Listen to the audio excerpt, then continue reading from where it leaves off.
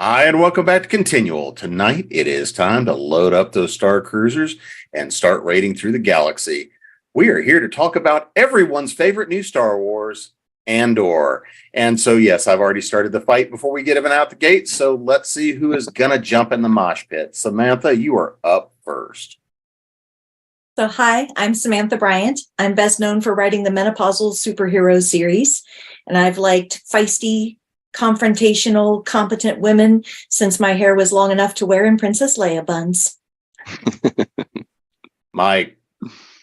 Hey, I'm Michael Mammay. I wrote some books. I write science fiction. This is one of them, Planetside. That's my most popular series, and my latest book out is The Weight of Command. Thanks. Bishop. I'm Bishop O'Connell. I am a urban fantasy, historical fantasy author. My latest book is Toucan Witch. I also have a copy here. Very fantasy. And I like written dirt. Wayne.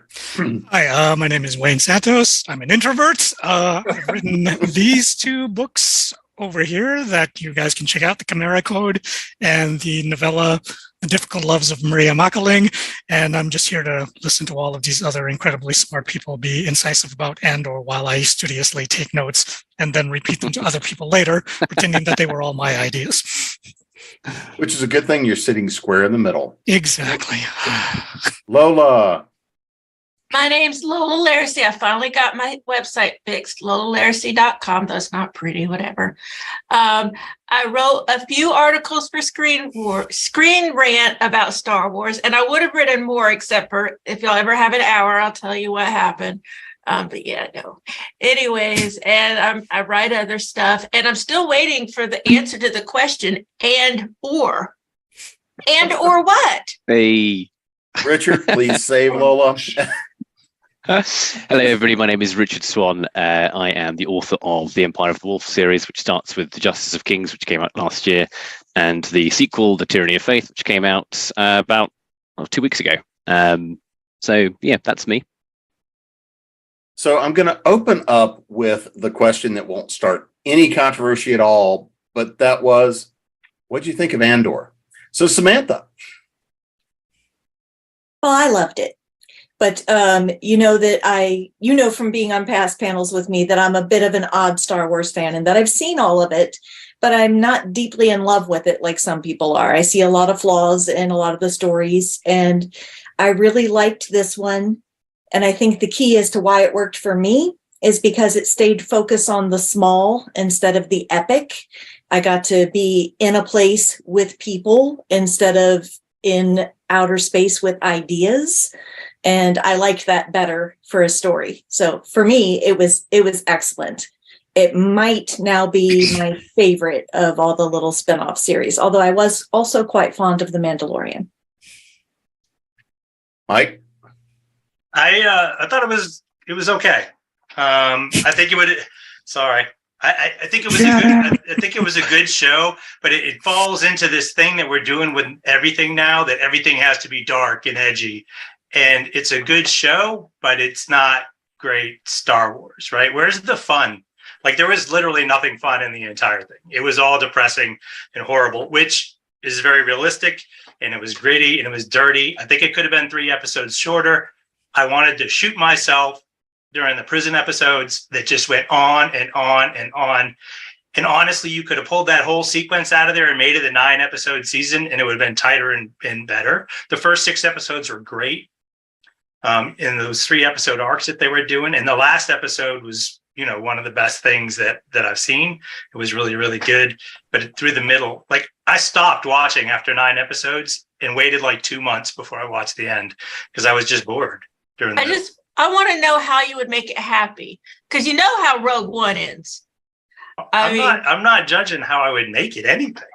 Balloons, balloon animals. What? Yeah, what's the solution, Mike? Come on, let's have it.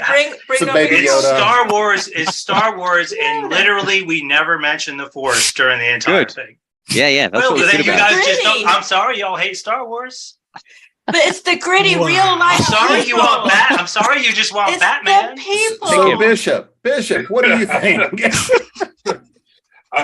I'm with Samantha. I really liked it, and I liked that it was finally a Star Wars story that wasn't about the frickin' Skywalker clan and all of their dysfunction. That it was a broader universe, and we got to see more of the Star Wars universe rather than the select little niche. I will grudgingly agree with Michael that I think some of the prison episodes could have been cut way down.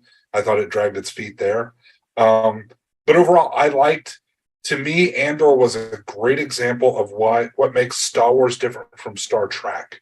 That Star Wars is, it's not a universe you would want to live in. That it's like, this is what it would actually be like living under a fascistic, domineering empire that, doesn't really care about the outer rim type planets. And it's rough and it's dirty. And if you're not among the chosen ones that are going to bring balance to the Force and set everybody free, then life is really hard and it kind of sucks. And it's how people get by.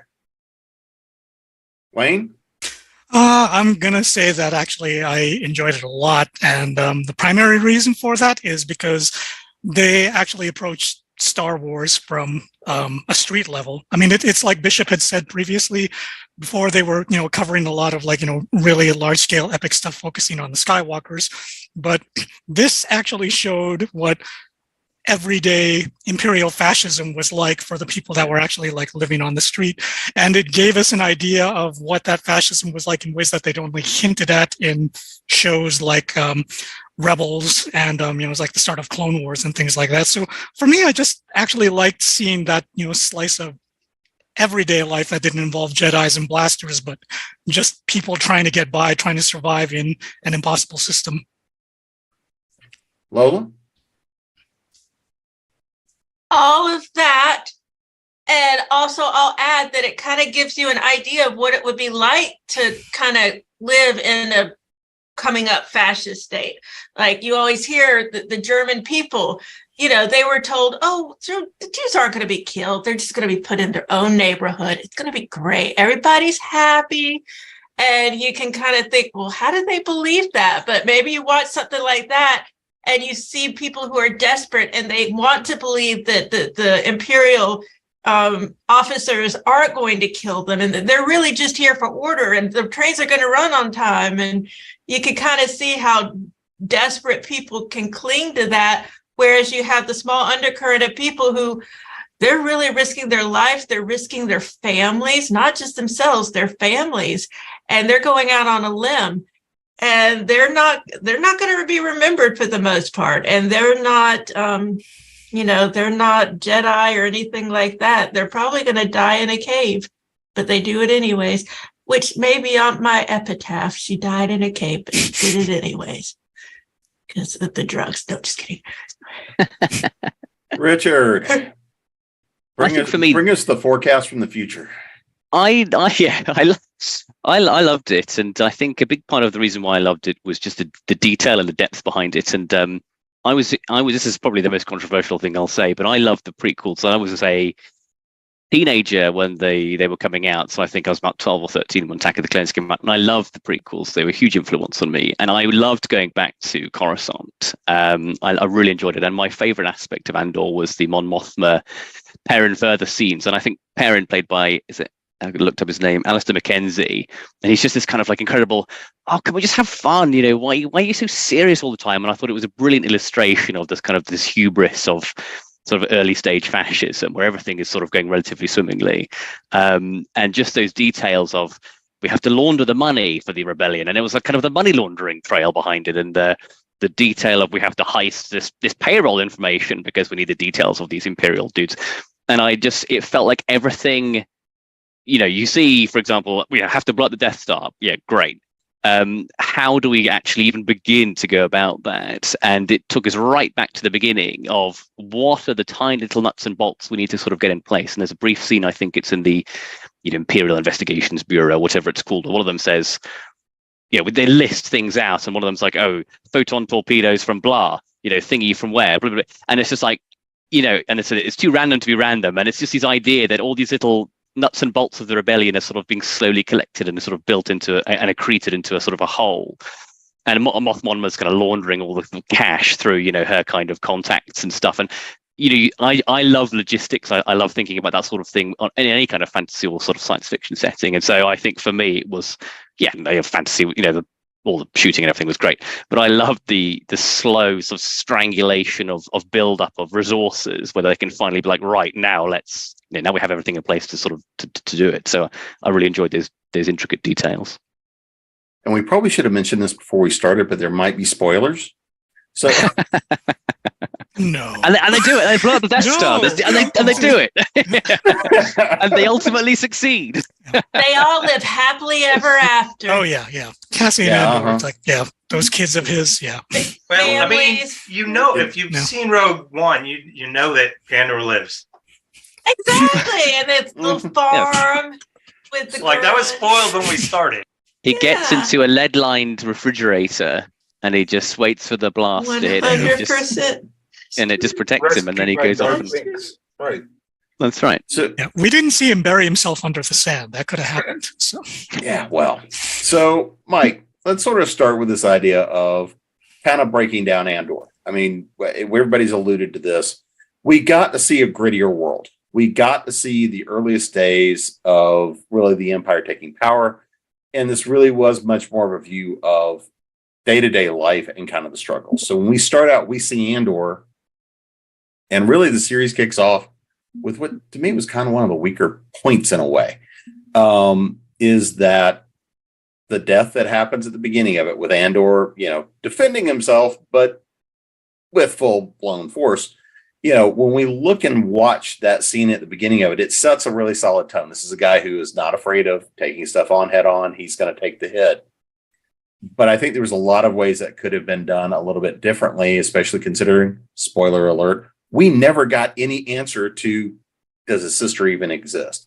That was my one of my many pet peeves. But so when we started out, when we get this view of Cassian Andor, kind of that initial stage, what do you think of that story we see? And I'm kind of focused mainly on that first three episode arc of how the story got set up for you. What did you discover about the world? Because to me, it was a little slow from the first 3 episode arc, but how did you take on that first 3 episodes, and what did you think about that starting point for Cassie? I mean, I really like the first 3 episode arc. I go into everything with an open mind, right? I go into everything wanting to like it. I wouldn't hit play if I wasn't hoping that I was going to like it.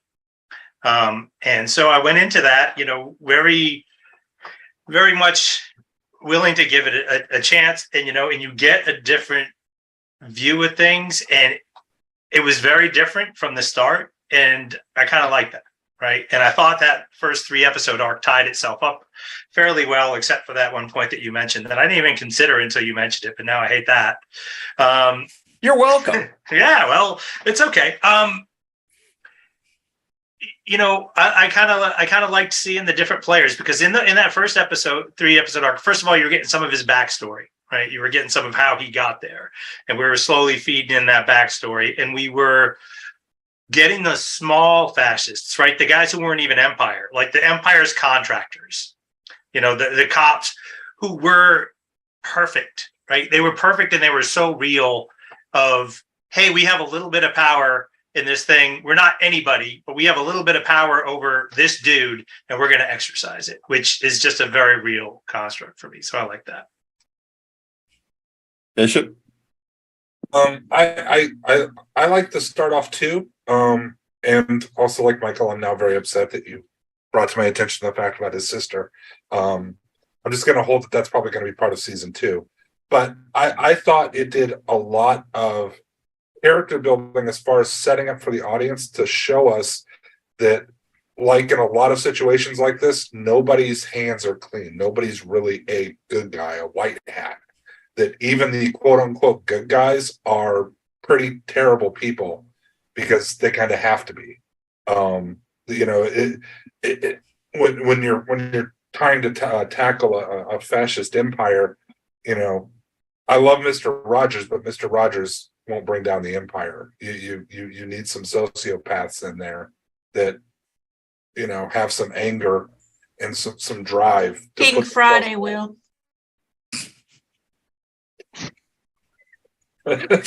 So, but yeah, I thought it was good. I thought it was a good setup that it gave us the fact that Andor, that Cassian's motivation wasn't it wasn't idealism. He wasn't, all for the cause. Really, he was pissed off. He wanted to find out what happened to his sister. And if people got in his way, well then, life was cheap in this universe, so be it.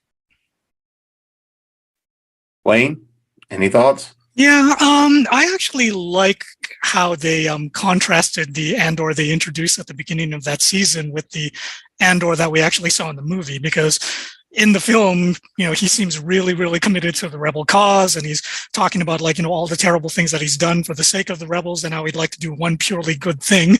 But when you get to the start of this season, it's like he doesn't care about the rebellion at all. He's just in it for his sister. So even though we've seen Rogue One and we know how it all goes, I found it really interesting, kind of just setting up this question of here's a guy that doesn't care about anything. So how will we get him to the point where he actually does decide to commit to fighting to the rebellion? Because in the beginning, he just, seems as desperate as everybody else and not caring about a greater intergalactic struggle and only looking out for himself. So I really like the way they set up that question for the people who had seen Rogue One of well, how does he become that Cassian Andor that we see in the movie? So I like that part. Lola? I was confused for a little while. It somehow went over my head that he was adopted.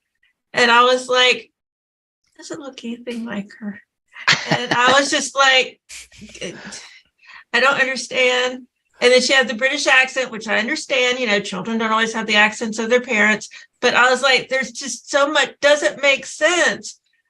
And then I figured out he was adopted, and oh yeah, he came from war-torn stuff. Okay. And then after that, I was good after I got my head straight. Richard, anything you want to pile on that one? I feel like I don't know what the sister angle is. What was that? I've completely forgotten about this.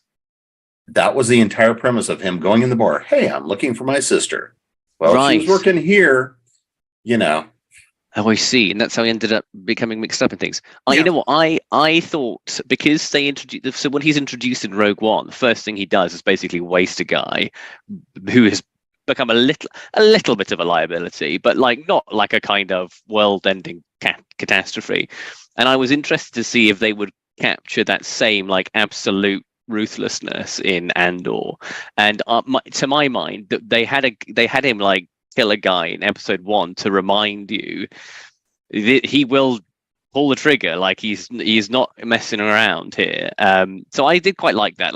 Sometimes we sort of watch TV, especially sort of liberal kind of Western media, and I don't mean that in a bad way, but that's kind of that often it's sort of a broadly left-wing kind of liberal media empire that kind of produces content, and a lot of it has a lot of hand-wringing around killing and deaths, and you see a lot of when villains die, often it's because of their own hubris or their own mistake, and the good guys always try to just spare him at the last minute, but then the bad guys kind of overreached. And Who shot first?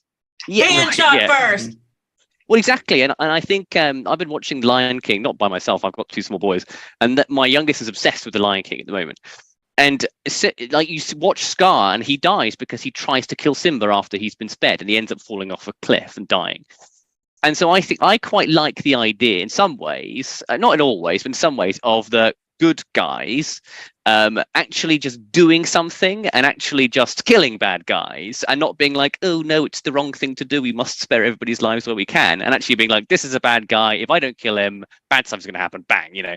So I quite liked that kind of ruthlessness to it. I'm not saying it's always obviously appropriate, because it's a form of fascism in and of itself in some ways, but I liked that kind of exploration of a more ruthless side of the good guys. They are gonna kill people they need to kill, and they are gonna blow up stuff they need to blow up, and because ultimately it's about consequentialism, it's about the greater good. And so I liked that aspect of it. But just generally, I like stories that start off slow and that build up, because the stakes always feel much more real by the end of the series. I kind of agree with everybody else that the prison sequence felt very much crowbarred into the series as a whole. But broadly, I like the slow setup. I didn't have a problem with the slowness of the beginning, and I know that a lot of people did. But just lets you kind of just breathe and get into the heads of the characters and where they're all at, and so that by the end, when people start to die or whatever, it actually feels like it's having an impact. And that's what all the best TV does. That Game of Thrones did it as well. Like, watch the first season of Game of Thrones, nothing happens for like 3 episodes, and then episode 4, Jaime Lannister and Ned Stark have a sword fight, and you think, oh god, this is kicking off. It's real, and it felt real. And Andor for me captured that same sort of stress level of it's a slow knife penetrates the shield. I like that slowness. So for me, it really worked. Well, and I feel like the secret subtitle of this series is the radicalization of Cassian Andor. Yes, and it's I love a really good reluctant hero. That may be my heart's trope, right? The person who really doesn't want to engage, who just wants to have their quiet little corner of the universe, but then eventually they just can't not participate. Yeah. And I think that's what we've got with Cassian. And and about the sister, it's a refugee story. I mean, like when my great-grand left Germany, we never found out what happened to the rest of our family that didn't get out. That's the truth of a refugee life, that, you may not ever find out what happened to the people you lost. This being Star Wars, I do kind of expect that in the second season, we're going to find out, and it's either going to be, oh, she became evil, or, oh, she's a hero. And either of those, I don't know. I'll wait and see how they handle it. But real refugee life leaves you with holes in your knowledge and people you've lost that you never find out anything about. And starting from there, like that's his start point, is a refugee who lost his family, who got adopted into a world he didn't understand and a language he didn't speak. And he becomes a not so very nice young man who's willing to do things for personal gain. And then throughout the whole series, we get to watch him find a better purpose and a reason to fight for something besides just his own gain. And I think that's beautiful as a story arc. So yeah, and because of that, I would keep more of the prison stuff that you guys want to kick out. I do agree it could have been lessened, but I think ending up in prison when he hadn't actually done anything, and the nature of that prison is as responsible as everything else in the story for why he became a radical. Mm-hmm. And this is another sad kind of mirror to Nazi Germany. You had, what's his name? Andy Serkis's character, who was a prisoner, just like Andor, but he had kind of he had gotten the sort of persona of being the hard ass who's going to kill you and the taskmaster. So if you want to broaden that to like Nazi Germany, he's become the Jewish person who is tasked with hurting and killing other Jewish people because he wants to save his own skin. Quisling, yeah. Right. And he believes at some level that what they say the system is the system. Right. That if you do your time, you make your points. I forget how it was that we were counting. And he had like 6 more years or something, 6 months. Yeah. He had that you will be freed. He believed the lie just as other people did. And then when the lie shattered for everybody, that's when, everybody, it broke in front of them. The mirage broke. And I think it broke for Andor too. And he realized, this is wrong. I have to help. So let's actually sort of shift gears, because one of the things I think that was really one of the more powerful aspects in many ways was seeing Mon Mothma and that aspect of the Senate, the political maneuvers. Loved it. When we compare this to some of the stuff out of the first 3 episodes, which dove very heavily into the politics, I think what you got to see here was a much more realistic political view of the side deals, where things happen in the dinner meetings. And, within the family, you have somebody who is a very fundamentalist daughter and a husband that's just like, let's just get along. Let's enjoy the benefits of it. Yeah. And you've got somebody that seems to have that purist idea as a senator in Mon Mothma. So, Bishop, what did you think in terms of kind of what we got to see with the political maneuverings and kind of the backstory as to what triggered all the things that happened with Andor. I liked it. I'm somebody who thinks logically, that things, even like within something that's fantastical, it has to make logical sense to me. And that aspect of Andor established to me how the rebellion came about. That it wasn't just this all of a sudden, virgin birth, so to speak, that happened, that had all of these spacecraft and all these people signed up, that it had to be built from something. It had to come from somewhere. And you have to do it in the shadows to keep from being squashed and have it, shut down. So I liked the tension that was always around Mon Mothma, that like she always had to be careful about what she said and who she said it around. She couldn't even be honest in herself at home. She really didn't have any kind of a safe place to actually be herself, except those brief moments with her sister. And I also think it was good because it showed the two sides of any kind of a fascistic or totalitarian regime, that between the haves and the have-nots, that there's not really a whole lot of middle ground, that you have the people that are draped in power and privilege. And for them, they live in this great shining city, and they have the flying cars and these nice houses and dinner parties and food, and everything's great. And for literally everybody else, you're sleeping in the dirt and eating, roots, and you're so busy working and just trying to earn enough money to stay alive that you don't have time to think about or question how evil the government is, or what bills the politicians are passing. So yeah, I thought it was a really neat idea. I could see why some people in a Star Wars film might be bored by that it's almost like procedural rather than action. But I thought it was really good at developing tension and some character growth. Wayne? One of the things that I actually found really interesting was, I like the Mon Mothma side, but I was also like really, really impressed with the ISB stuff and the up and coming officer, and how they actually lay out that yes, there's this extensive spy network. There are like logistics that they analyze, there are things that they have to organize, and there are even like office politics that are going on, where you've got all of these various factions within the ISB that are all jockeying for position.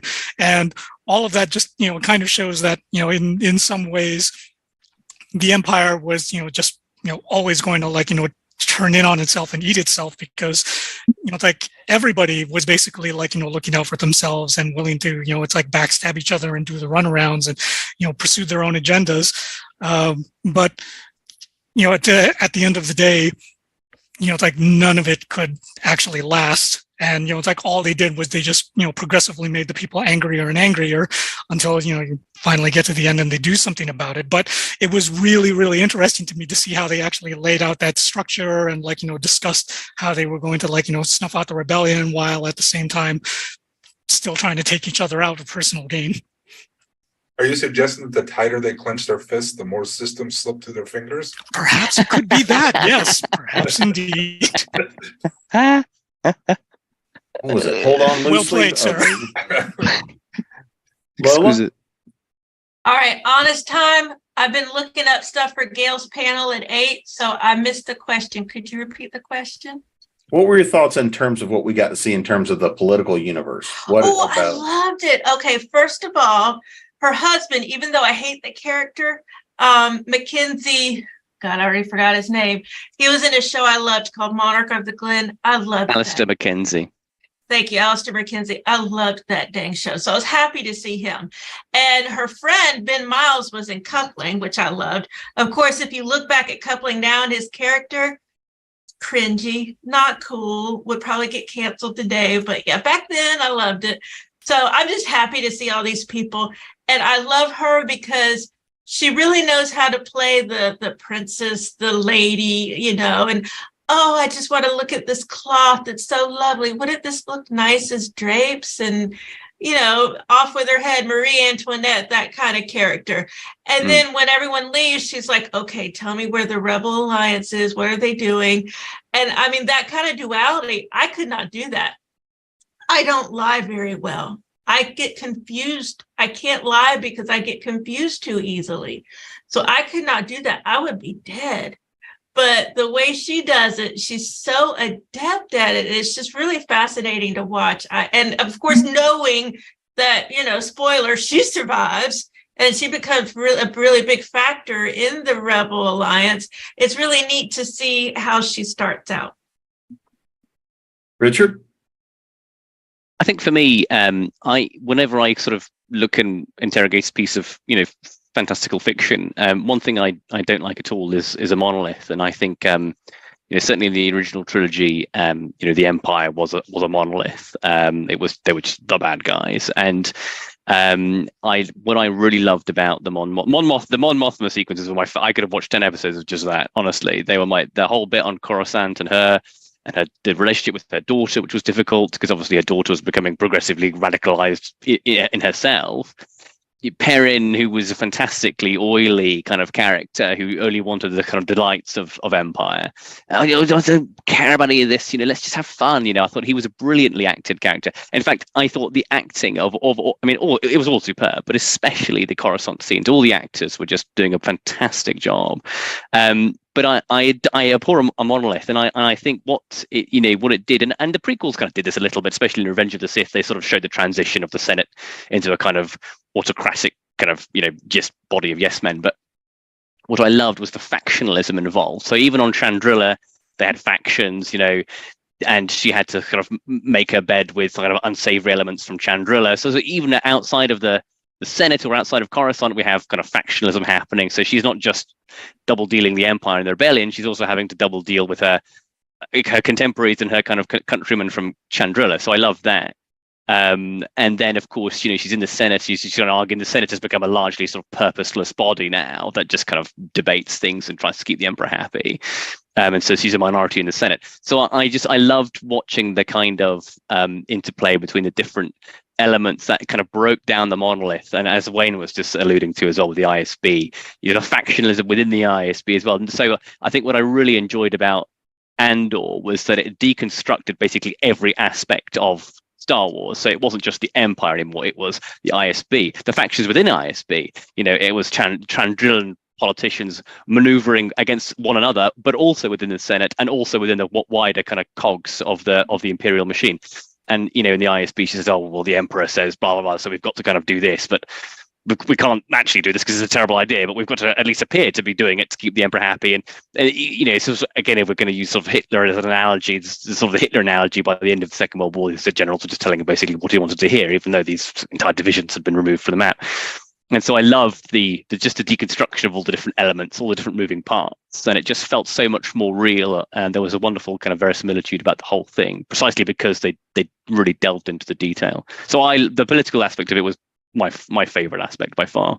If you've ever read Richard's books, this is not at all surprising. Yeah, exactly. Yeah, this is true. Yeah. Samantha? So generally speaking, I'm not that into the political part of a lot of stories. If a lot of stories, if it's all court intrigue, it's sounding like, Richard, maybe your books aren't for me. I don't know. Maybe not. Maybe not. It's okay. Not everybody's books are for everyone. But I'd give good credit to this series that I was really drawn in by a part of a story that I'm often not that drawn in by. And I think Lola hit on a big part of it with that duality that, Mon Mothma's got to be, she is kind of speaking out against the Empire in her public role, right? She's kind of fighting for the downtrodden, but she's trying to keep it on this like surfacey, do-gooder, you should tolerate me because it makes you look tolerant kind of way, while she's secretly doing all this deeper stuff that might actually undermine the Empire. And that's she did a gorgeous job with that line, and that way that many women have had to use being underestimated as a way to win. Let them underestimate me. Please underestimate me, and then you'll never see me coming. And so that the tension was wonderful, and I give a lot of credit to the actress for that, and for the writers too, that they even when we were in the big ideas part, which, like I've said, is not my favorite part, it stayed tied to people I cared about and gave them some small tensions too, like what's happening to my daughter. I failed as a mother while I was doing all this other stuff. No woman's ever felt that before. Oh my goodness. Yeah, it was really, really good. And I was so pleased because, like I said, the political stuff is often not my jam in a story, but it really drew me in. Mike? Yeah, this was my favorite part too. I'm not going to echo what everybody else said, but I would echo what everyone else said. I really enjoyed this part. That I'll talk about something that didn't come up was the absolute ruthlessness of the people in charge and trying to build the Rebel Alliance, right? They were just ruthless. There was no, hey, everybody needs to live and we want the poor people to be fine. It was, hey, the Empire is just going to go murder all these people in this town. Oh, good. That'll help us recruit. Yes.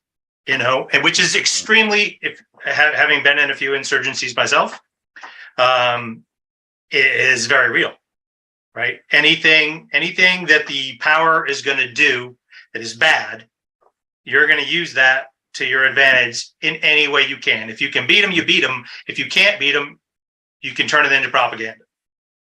And that's exactly what they were doing. They're just going to let people die. Well, we can't warn them because our spy on the inside is more important. Yes. And they'll know that our spy, we'll lose that, and we'll lose the ability to act in the future if we go save these 50 people. And that's so different from all the other stuff. Although Leia, in her own way, you could do a whole thing on that, is completely ruthless, right? We're just going to send all these fighters out to fight this station, and they're all going to die. And, on the hopes that one gets through, which is ruthless, but you never think of it that way because there's this big thing coming at you, right? But here in this, you don't have the big Death Star sitting there. You have a political thing, and it's just, that was very real and very good. I thought that it was very nuanced, and that look, they're not good people. They're fighting for a cause. They believe in the cause, and they will sacrifice your kid if it makes the cause go further. Well, that kind of leads into the next thing I want to talk about. So when we're looking at, that third trilogy, the third segment, we're looking at the heist, right? So, this is where we really are looking and trying to figure out, by now we've been through the present sequence. I'm just going to kind of gloss over that. We all kind of know what was there, what it was for. But I think setting up the idea of the heist, heist is always fun, but it also tells you, we had a good blend of characters, in my view, leading up to the heist, of everything from innocent and true believers up to I'm just here to make mine. So, Wayne, kind of what was your thought on the whole heist arc? We see people inside, outside, kind of the whole gamut. Yeah, I mean, it was a very well done heist, but I have to admit that, it's like very early on, my heart actually kind of just went to Nemec, the idealist who wrote the manifesto, because he was, just so earnest about everything. And then afterwards, when we, get to the actual heist itself, you had, as you pointed out, you had a really, really good interplay of different characters with different motivations and the way they were assigned to, do all of those different things. The fact that they actually had an Imperial collaborator that was helping them out with getting them onto the inside, and they were doing, they were staging all of this in the middle of what amounted to a large local indigenous population, sacred holiday, and they were, kind of taking advantage of that. That whole sequence just kind of, blew my mind in all kinds of ways. But, for me, what really sold it was something that Richard was talking about earlier, which is the logistics. They were doing this because they needed to actually bankroll, all of the ships and the weapons and the uniforms and all of those things that the rebels are eventually going to need. And the only way that you're going to do that is if you've got funds. And since there's that huge payroll of cash that's sitting there, they were actually just going to get it. And it's one of those things where it's wow, you actually brought, economics into Star Wars, and you actually have these guys pulling off a really amazing heist, but for very grounded reasons that actually tie into this is actually what you're going to have to do if you want to equip these people to fight against this gigantic monolithic machine with TIE fighters and at-bats and working on a Death Star somewhere. So I thought all of that was great. Lola? I would say that was the most Star Warsy part of it.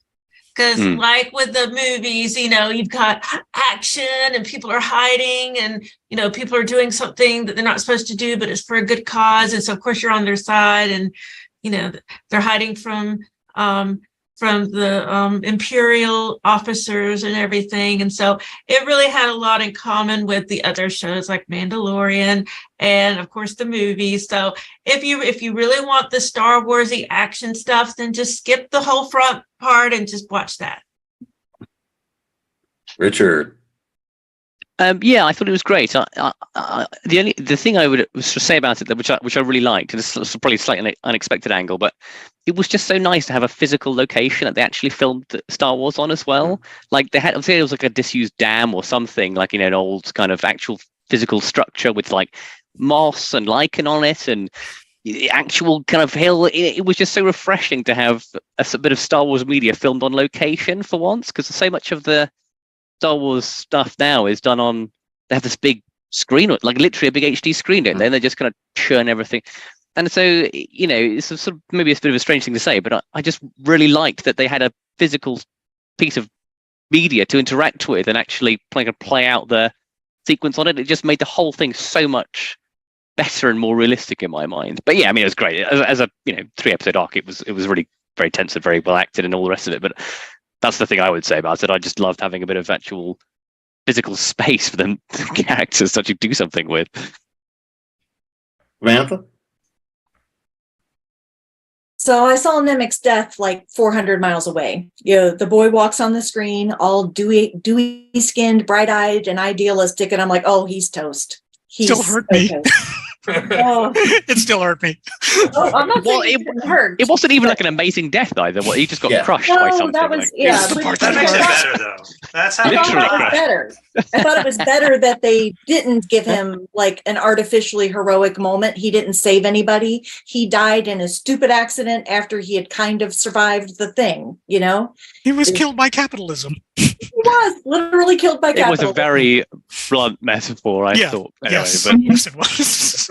But among this part of it, I think I'll credit the tension they were able to create again, where nobody could be sure who they could trust, and Cassian was being all secretive, and we knew why, but they didn't know why, and they're sneaking to check through his bags and see what they find, and why do you have this? And he feels the same way about all of them. Some of them feel that way a little bit about each other, and they're all trying to work together on this common cause, but they're not really a team because they don't really trust each other. And that feels very realistic to me, that if you're in a rebellion, it's not like you haven't all known each other since you were 6 years old and you have all this experience together. You were just thrown together, and you hope that people are there with the same heart that you are and not there just to get you killed. So they did a great job with the tensions of the trust. And poor Nemec, maybe if he'd had some pimples. I actually found Nemec a little bit annoying, so I was glad when he was killed. Richard was happy he died. Well, I mean, the second you saw him, you're like, oh, he dies. Yeah. I mean, I definitely knew he was going to die. I mean, he was red shirt all the way. Well, yeah, gave his little kind of spiel about the Empire, which was very excellent, by the way. I thought his little Imperial manifesto was very, very good. But yeah, his death was, as Samantha says, very predictable. But I was glad that he went. I found him very annoying.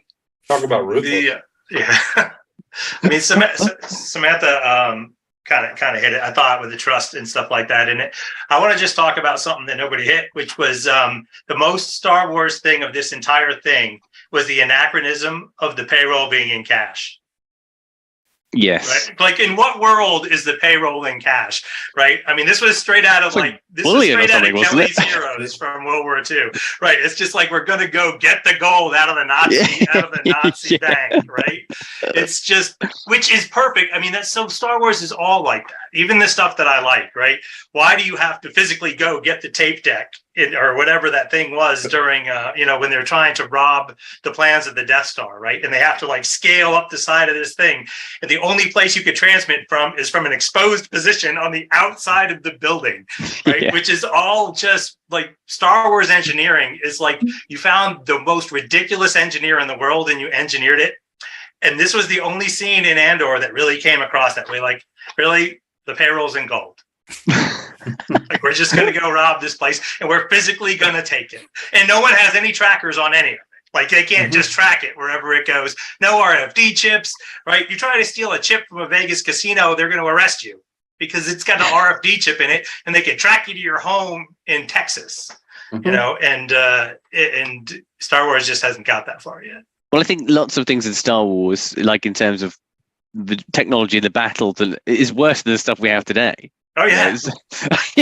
Like an actual fighter jet would probably take out most of those spaceships that they have. Like, just this kind of line of sight kind of TIE fighter. Just no one uses fire a missile at it, for goodness sake. Yeah. But Andor was really not as much like that, right? Because it didn't have a lot of that stuff except for this one part. But again, Lola said it perfect. This was the most Star Wars part of the whole thing. And I like Star Wars, so I liked it. Bishop? Yeah, to me, I didn't find the whole idea that it was in cash too unbelievable because, again, to me, it made logical sense because it's kind of like with our country that we still print a whole lot of money because, there are some things you need to do that the people you have to work with will only take cash. So cash will never completely go away, right? I mean, it's even the great evil empire is still going to need to work with unsavory sorts to get things done, and they're going to want their money tracked. No, I mean, that's fair. I had guys carrying around duffel bags with like $1 million in it when I was in Iraq to pay people off. Right. Extraordinary. And I also liked that I thought the heist scene really kind of exemplified what made Andor different than, with the exception of Rogue One, all the other Star Wars scenes, all the other Star Wars movies, is the other Star Wars movies basically followed the officers. It was the important people. They only showed up for the battles when it was a big, key, important stakes point, right? That this was the swivel point where everything was going to change, that you didn't see all the grunts that had to die, all the boffins that died to bring us this information. You didn't see all the prep work that had to happen, all the people that died sad, pointless deaths, ridiculous accidents in order to make all this happen. And that's where I think, I don't think there could have been a better way for Nemec to die as the true believer than as a sad, pointless accident that was all just, step 17 of 146 that had to happen along this way. And I thought it was also good too, because when it introduced Nemec, and you kind of got this on the Empire side with, I can't think of what the guy's name was, but the one that was obsessed with Andor throughout the whole series. Cyril, thank you. Yep. That so few people on both sides are actual true diehard believers. Most of them are going along because they agree to a certain extent, either they have to in terms of the Empire, that it's like, well, if I don't do this, I'm going to be dead or in jail. So I need to go along to get along. And on the rebellion side, it's like, well, if I don't do this, they're just going to squash me. So you know what? I can give them the finger on the way down, And you didn't have, Nemec was really the only idealistic one that it's like, hey, we're not just going to win this. We're going to do it. We're going to set up this great new society. And this is all the things we want to fix and all the stuff we want to do. And everybody else is like, yeah, we just need to blow up this ship right now so that we can survive and get to the next day and eat some more cold beans. So now, after all of this, we've really got one big player left. And this is the one who was the glue for it all, Luthen. We get to watch him. He's the only thread that runs throughout the entire series. He's the only connection to everything. He is that hub. So, Richard, I can think of no one better to pick up and give your thoughts on our, scoundrel, hero, I thought, you know, and I think the sort of the speech he gives in the final episode is going to go down as one of the great speeches of, you know, Star Wars lore and probably, you know, just media more generally, because it's a brilliant speech. You know, so I've made my mind a sunless space. What a great line. And I just think it captured so nicely the kind of, as Mike was saying earlier, these are not good people. These are, maybe they once were good people, but there they are. They realize the ruthlessness with which you need to sort of prosecute an effective. You know, you have to use. I've been forced to use the tools of my enemy. You know, which was another brilliant. And the whole thing is fantastic. I mean, it's a fantastic, you know, soliloquy, and I really enjoyed it. And I think it just summed up both his character and the series really as a whole. You know, he was just. It's interesting to me to note that the guys who wrote Andor wrote Michael Clayton, which is an excellent movie. If you haven't seen or heard of it, so basically, what's his name? Wow, the famous actor famous actor plays a lawyer fixer for a law firm. George Clooney, thank you. He plays a fixer for a law firm. He gets his hands dirty. He's kind of works. He's a grey man, works in the shadows. You know, there's this big kind of agri corp class action, and Tilda Swinton's in it. It's a brilliant movie. But you can see the fingerprints of Michael Clayton all over Luthen Rail. I think, you know, the characters are very similar. Luthen Rail is a fixer. He's a ruthless guy, and he brings all these elements together in a way. And he's an orchestrator ultimately. And his little kind of curio shop is a lovely metaphor for that as well, I thought, in Coruscant. But you know, he's a fantastic character, and he will obviously be defined by his soliloquy at the end of the series. And he's got a fantastic spaceship which can do things that no one else's spaceship has ever been able to do in the Star Wars. It was an amazing ship. It was. Expanded universe, yeah. I was so impressed. You know, remarkable. You know, so, lightsabers out the side. Yeah. Where was he in the Death Star battle? I mean, seriously, he could have taken that thing to pieces. So, you know, that's classic Star Wars. It's just full of, you know, non sequitur. I think that, you know, none of it's consistent at all, which I guess is part of the Star Wars charm. Everything just ignores everything else. But Luthen Rail was a fantastic character, and I think Stellan Skarsgård really had the kind of the chops to kind of bring that character and do it justice. So yeah, he was brilliant. Samantha?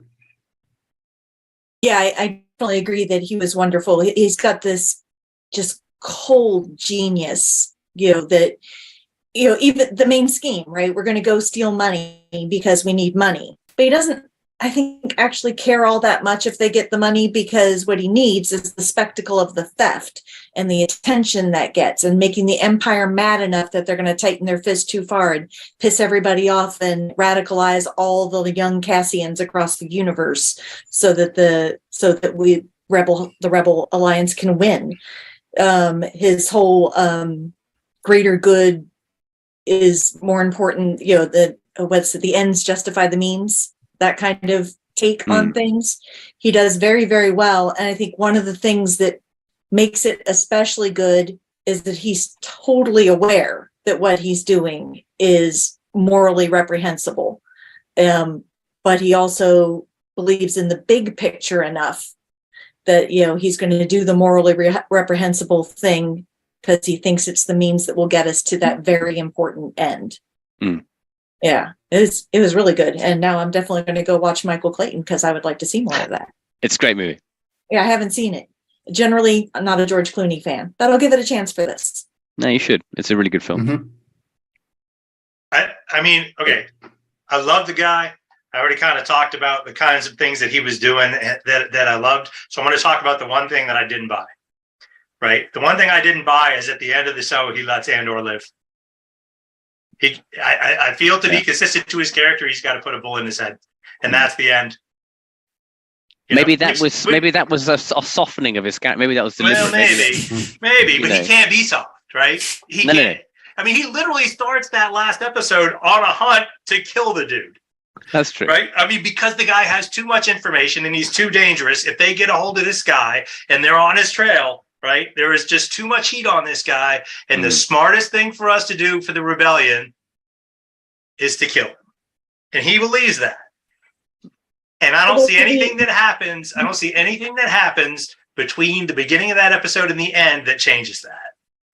It's not out of left field, though, because, you know, he did bring Cassian in the first place and try to recruit him because he saw something in him. I hear you. There's A that. useful idiot. I hear, yeah, I hear you. But now you're saying that one person. Then now we're getting to the Star Wars exceptionalism that this show is not about, right? Is that one person doesn't matter, right? And if you're him, you've sacrificed 50 people in one scene, right? Where you didn't warn them that you were going to die if they went and they did this thing. And so now, to me, that last scene almost didn't ring completely true. Now you knew it was going to go that way, right? When they got face to face, he does have to live through this. well, we know that he comes back, right? But you knew they were going to come face to face at the end. Like halfway through, you knew that at some point they were going to come face to face and they were going to have their moment, and it happened.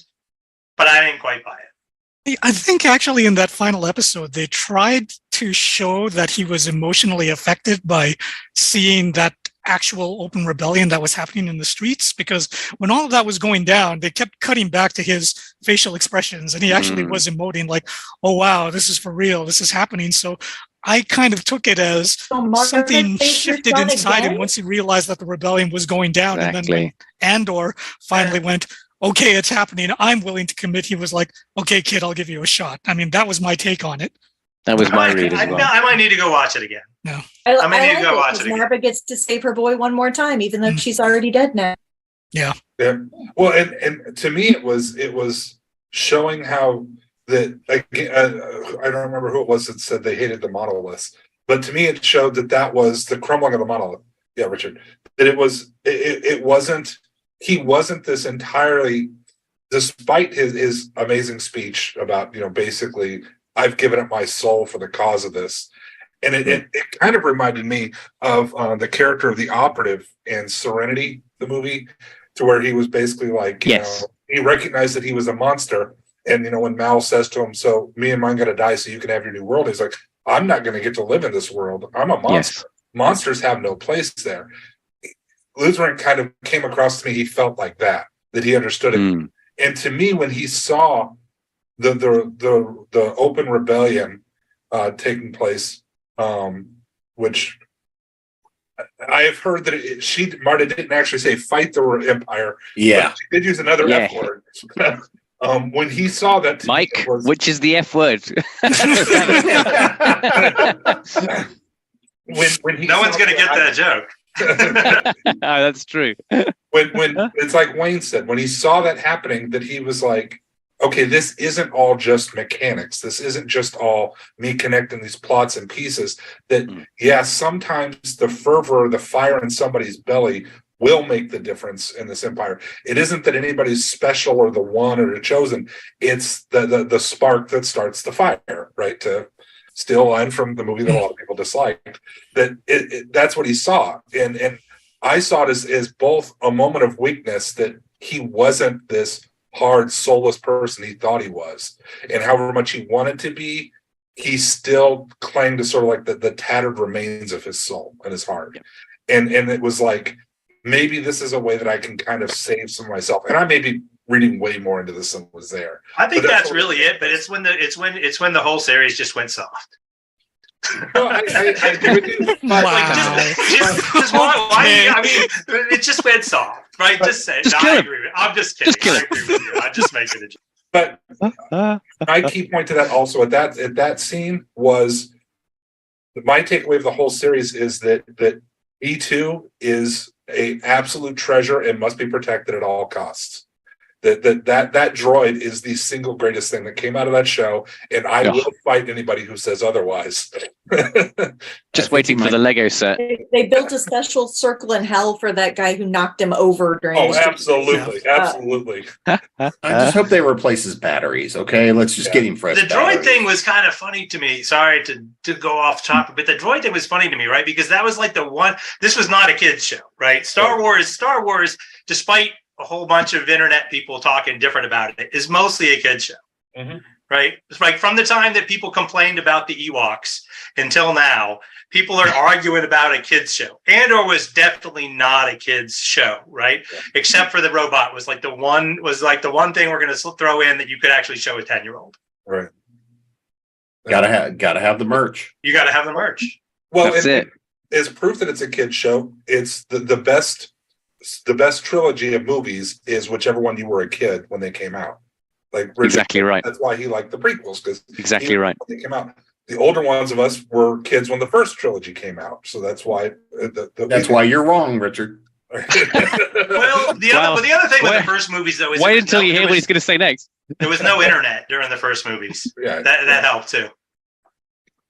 Like like you walked into Empire, and when all that stuff went down in Empire, it was just like, holy what? I mean, like Luke, I am your father was like, what? It was like the most devastating thing that happened to me as a teenager, and I was not a good teenager. It kills me to think that the kids of today will regard the sequel trilogy, clearly the worst of all of the Star Wars movies, as their favorite and best of all of them. I guess that's how older people felt about the prequels when they came out. But I loved them. Episode 7 is better than Episode 4. Don't at me. I've heard that the prequels are better if you watch them in a language you don't speak. That's interesting. Yeah. All the visuals and none of the stilted dialogue. Right. Yeah. That makes a lot of sense, actually. Yeah. Could see Vader being cool in Japanese. Yeah. Okay. Exactly.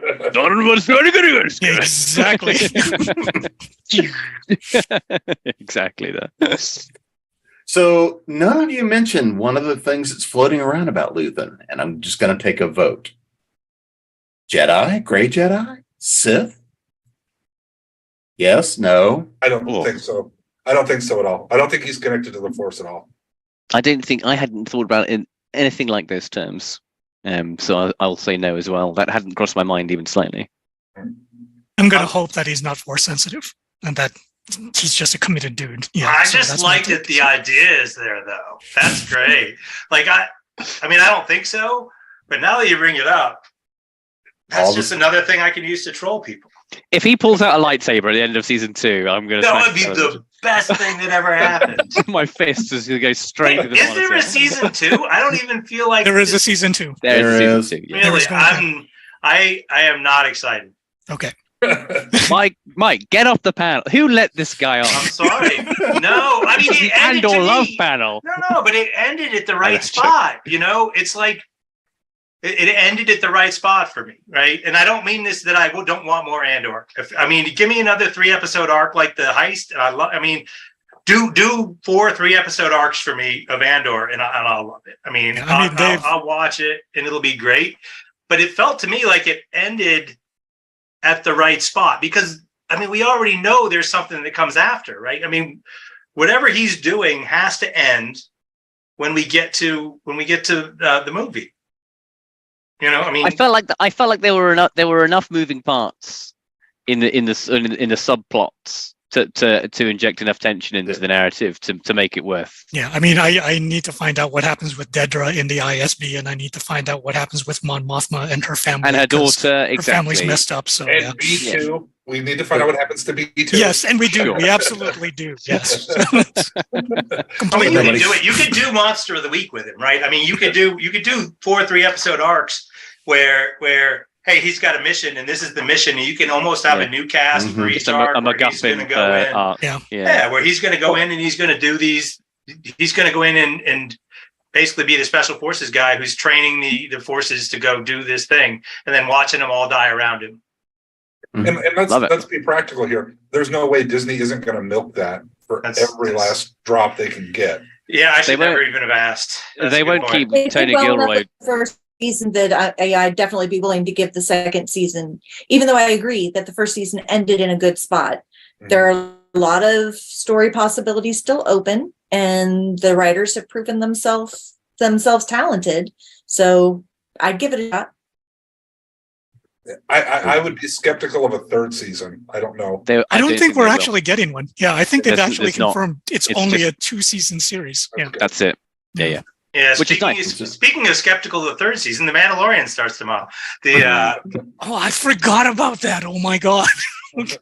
Thank you for reminding me. Well, technically, isn't that really like season 3.5? Because really, Boba Fett was season 2.5. Oh, here we go. I did not watch it. Didn't watch it.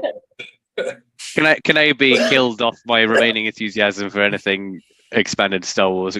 Andor is the only thing I'll watch now. Then the rest of it was just hot garbage. Well, I think that's the place we're going to end this one on. I'm going to tweet that out. When I tweet out this video, I'm going to say, Wow. Richard Swan says Star Wars is hot garbage. So Star Wars, ellipsis, Yeah. is hot garbage. Yeah, Yeah. exactly. I'm going to hashtag that, put it in the fan groups. Yeah. Good luck with your book sale. Well, maybe Excellent. they'll hate buy your books, you know. Yeah. There you go. Maybe. That's right.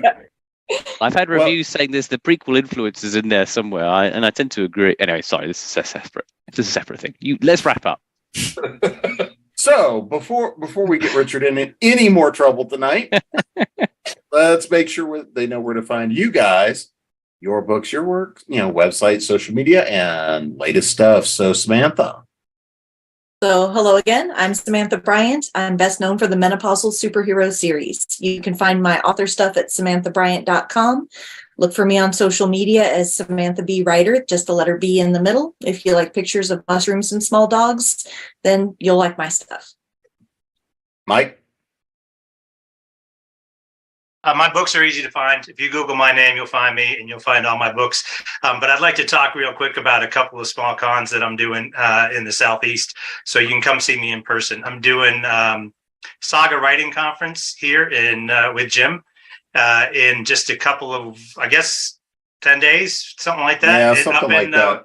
I think this may Winston-Salem. drop after that. I think this may drop after we actually do it, but Okay, then I'll talk Atomicon, where I am Yeah. doing a writers conference at Atomicon in Charlotte, where you can come and study genre writing with me and get feedback on your writing from me and some good writers too. But we're doing we're going to do a real Atomicon good is thing. Charleston. Yes, Charleston. Not Charlotte. Oh, did I say Charlotte? Yeah. Oh, I'm That's sorry, South Carolina. Charleston, South Carolina. Yeah, so Google Atomicon, ATOMACON. ACON. And look for the writers conference and then come join us there because we'd really love to see you. Bishop. Bishop O'Connell. If you Google me, you're going to get a whole bunch of high schools first. But I do tend to be on the first page. You can find me in my blog. My website is aquietpint.com because the high schools beat me to bishopoconnell.com. And author of Two Gun Witch and the American Fairy Tale series. And I will be at RavenCon in Richmond, Virginia, which is the end of April or beginning of April. It's an End of April. Google it, you'll find End it. of April. They hold it for my birthday every year. Oh, okay. Oh, that's nice. End of April. And I will also be going to Con Carolinas, which is in June, I believe. So Wayne. Okay, you can find me at my website, which is just waynesantos.com. You can also find me on social media, specifically Twitter, if Twitter is still working, at Wayne P. Santos. And my books, I've currently got the two, which I held up before. I'll hold them up again, The Chimera Code and The Difficult Loves of Maria Makiling. They're both under Rebellion. So if you guys want to check that out, then I hope you enjoy them. and he's an introvert, so don't find him anywhere else. And I'm an Yeah. introvert, yeah. So yeah, just like find me online on Discord or my PlayStation account or something like that. Just not interacting with actual human beings in real physical space. No, God forbid. So no Richard. conventions for you then. No. No conventions for me either. My name is Richard Swan. I'm the author of the Empire of the Wolf trilogy, which is a fantasy trilogy. You can find my website, which is stonetemplelibrary.com, or I'm on Twitter as Richard_S_Swan, and Swan has one N. That's it. That's me. And I've had the pleasure of being your host tonight, Jim Nettles. And you can find me at jamespnettles.com, authoressentials.net, authoressentialsworkshops.com, the speculative fiction academy.com, creatingprose.com, and probably a whole bunch of other places too. Oh, Sounds yeah. like you need to get off the internet once in a while. Then. Yeah, right. And of course, you're ConTinual, and we will see you guys next time. Hit that warp drive. Get us out of here.